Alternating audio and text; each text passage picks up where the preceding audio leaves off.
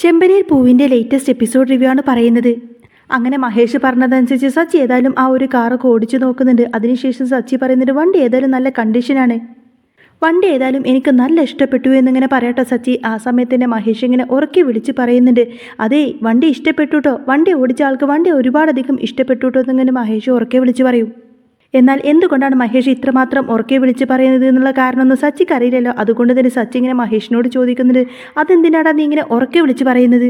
അപ്പോൾ മഹേഷ് പറയുന്നത്, അതോ എൻ്റെ കൂട്ടുകാരൻ അകത്തുണ്ട്, അപ്പോൾ അവൻ കേൾക്കാൻ വേണ്ടിയിട്ട് ഞാനൊന്ന് ഉറക്കെ വിളിച്ച് പറഞ്ഞതാണെന്ന് പറയും. അതിനുശേഷം രേവതി ഏതായാലും വീട്ടിലേക്ക് വരുന്ന സമയത്തിന് സച്ചിയോട് പറയുന്നുണ്ട്, സച്ചിയേട്ടാ എനിക്ക് അത്യാവശ്യമായിട്ട് ഒരിടം വരെ പോകണം, എൻ്റെ കൂടെ സച്ചിയേട്ടൻ്റെ കൂടെ ഒന്ന് പോരാമോ എന്ന് ചോദിക്കുന്ന സമയത്തിന് എന്താ കാര്യം എന്ന് തിരക്കുന്നുണ്ട് കേട്ടോ സച്ചി. അന്നേരം സച്ചിയേട്ടൻ എൻ്റെ കൂടെ പോന്നാൽ മതി, എങ്ങോട്ടേക്കാണെന്നുള്ള കാര്യമൊന്നും രേവതി സച്ചിയോട് തുറന്നു പറയുന്നില്ല. സച്ചിയെ കൂട്ടിക്കൊണ്ട് രേവതി നേരെ പോകുന്നത് അമ്പലത്തിലേക്കായിരിക്കും. അമ്പലത്തിൽ വെച്ചിട്ട് ദേവുവിനെ കാണുന്ന സമയത്തിന് സച്ചിക്ക് ദേവുവിനോട് സംസാരിക്കാനൊക്കെ ഒരു മടിയായിരിക്കും.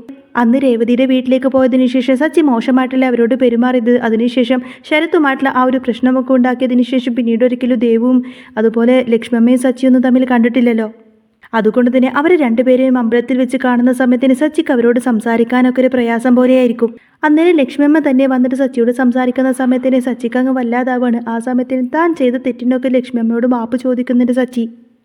ഇവരിങ്ങനെ അമ്പലത്തിൽ സംസാരിച്ചുകൊണ്ട് നിൽക്കുന്ന സമയത്തായിരിക്കട്ടെ സച്ചി നേരത്തെ ഓടിച്ചു നോക്കിയ കാർ ഇങ്ങനെ അമ്പലത്തിലായിട്ട് കാണുന്നത്. അന്നേരം സച്ചി ആ ഒരു ഭാഗത്തേക്ക് നോക്കുന്ന സമയത്തിന് മഹേഷ് അങ്ങോട്ടേക്ക് വരും. മഹേഷിനെ കാണുന്ന സമയത്തിന് സച്ചി ചോദിക്കുന്നത്, ആഹാ മഹേഷ്, നിന്റെ കൂട്ടുകാരൻ ഇവിടെയാണോ വണ്ടി പൂജയ്ക്ക് വെച്ചിരിക്കുന്നത് എന്നൊക്കെ ചോദിക്കും. ഏതായാലും വണ്ടി അമ്പലത്തിൽ പൂജയ്ക്ക് വെക്കുന്നതൊക്കെ നല്ല കാര്യം തന്നെയാണ്, അല്ല നിന്റെ കൂട്ടുകാരൻ എവിടെയെന്നൊക്കെ തിരക്കുന്നുണ്ട് കേട്ടോ സച്ചി. അന്നേരം മഹേഷ് എന്ത് പറയണമെന്നറിയാതെ നിൽക്കുന്ന സമയത്തായിരിക്കട്ടെ പൂജാരി അങ്ങോട്ടേക്ക് വരുന്നത്. പൂജാരി വന്നിട്ട് പറയുന്നുണ്ട്, ഈ വണ്ടിയുടെ ഓണറും അതുപോലെ രേവതിയും വന്നിട്ട് വണ്ടി പൂജിച്ചോളൂ എന്ന് പറയും. എന്നാൽ അത് കേൾക്കുന്ന സമയത്തിന് സച്ചിക്ക് ആകെ ഒരു ഷോക്കായിരിക്കട്ടോ. എന്നിട്ട് എന്തിനായിരിക്കും ഈ പൂജാരി നമ്മളെ വിളിക്കുന്നതെന്നാണ് സച്ചി ചിന്തിക്കുന്നത്. അന്നേരം മഹേഷ് പറയുന്നുണ്ടല്ലോ, എടാ ഇത് നിന്റെ ഭാര്യ നിനക്ക് സർപ്രൈസ് ആയിട്ട് വാങ്ങിച്ചു തന്ന കാറാണെന്നിങ്ങനെ പറയുന്ന സമയത്തിന് സച്ചി ആകെ സർപ്രൈസ്ഡായി പോവാണ്. സച്ചി ആകെ ഷോക്കായി നിൽക്കായിരിക്കും. സച്ചിക്ക് ഒട്ടും തന്നെ വിശ്വസിക്കാനേ കഴിയുന്നില്ല കേട്ടോ, അത്രമാത്രം സന്തോഷമായിരിക്കും സച്ചിക്ക്. ഏതായാലും പൂജാരി വന്നിട്ട് രണ്ടുപേർക്കുമായിട്ട് കയ്യിൽ താക്കോലൊക്കെ കൊടുക്കുന്നുണ്ട്.